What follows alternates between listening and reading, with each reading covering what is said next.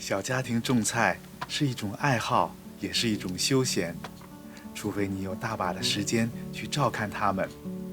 但对于大多数的朋友来说，如何在繁忙的工作中简单而又有效地打理好自己的菜园，施肥这一环节就显得很关键了。所以今天就和大家分享一下9大类家庭常见蔬菜的施肥要点和规律。虽然这只是一种概括性的总结，但对于我们家庭种植来说，已经足够应付了。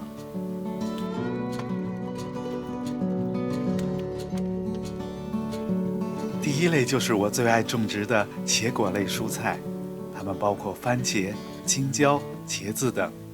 它们的特点是在成长期需肥量并不大，我们施点平衡肥就可以。然而一旦开花坐果，它们的需肥量就会逐渐增大，因为它们的生长特点是边开花边结果，所以我们就要加大施肥量，尤其是要施撒钾肥含量高的肥料，同时也要及时补充足够的钙肥，这样就可以起到防病健果的作用。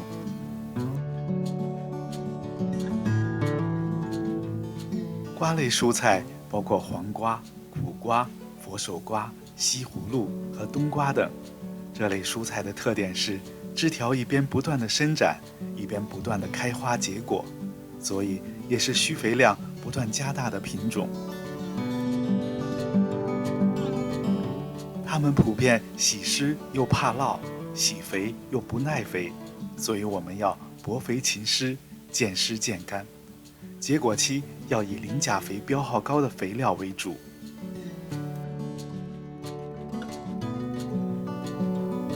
第三就是绿叶类的蔬菜，包括的品种非常多，比如空心菜、茼蒿、芹菜、菠菜、苋菜等。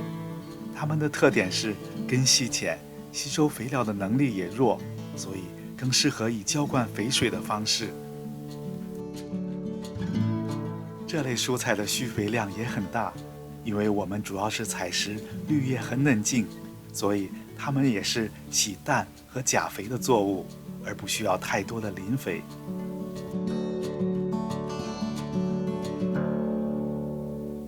豆类蔬菜包括豌豆、豇豆、荷兰豆以及各种豆角。这类蔬菜的共同特点是，它们的根部有固氮的能力，所以氮肥一定要少施。但也有一个特例，如果你想以食用豌豆苗为主，也是要注意氮肥的供应量不能缺少。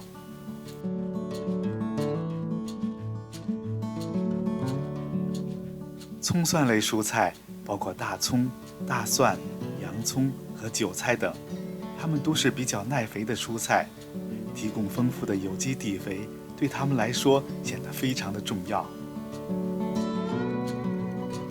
在追肥的过程中，主要还是以氮肥为主，后期要适当增加钾肥，磷肥次之。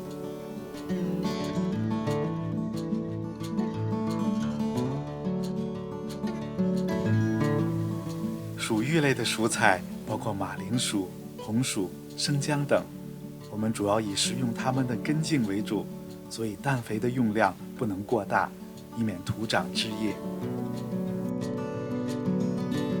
它们对钾肥的需求量最大，如果钾肥不足，就会影响根茎的膨大。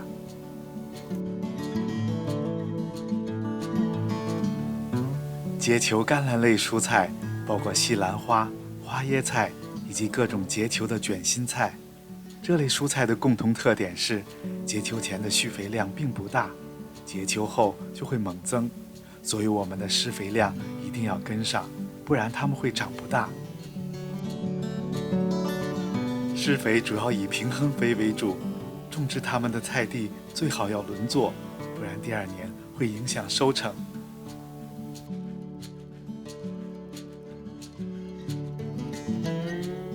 白菜类的蔬菜包括各种大白菜、小白菜以及油菜等。这类蔬菜叶大根系浅，所以也需要足够的肥水，整个生长期都要提供充足的氮肥。它它们的后期也要及时补充磷钾肥，尤其是施钙肥。叶面喷洒优质的钙肥是大白菜丰收的保证。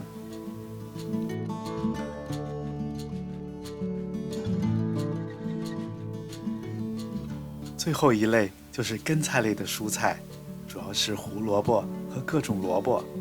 我们主要食用它们的肉质根，所以在平衡肥的基础上，要注意增加磷钾肥的用量，尤其是钾肥的含量不能过低。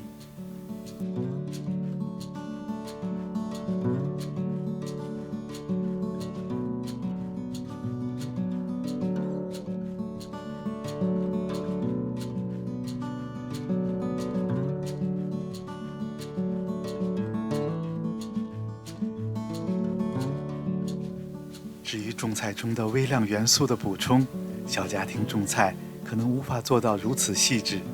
其实掌握好氮、磷、钾、镁、钙几种主要肥料的用量和比例就已经足够了。感谢您的收看与订阅，我们下期再见。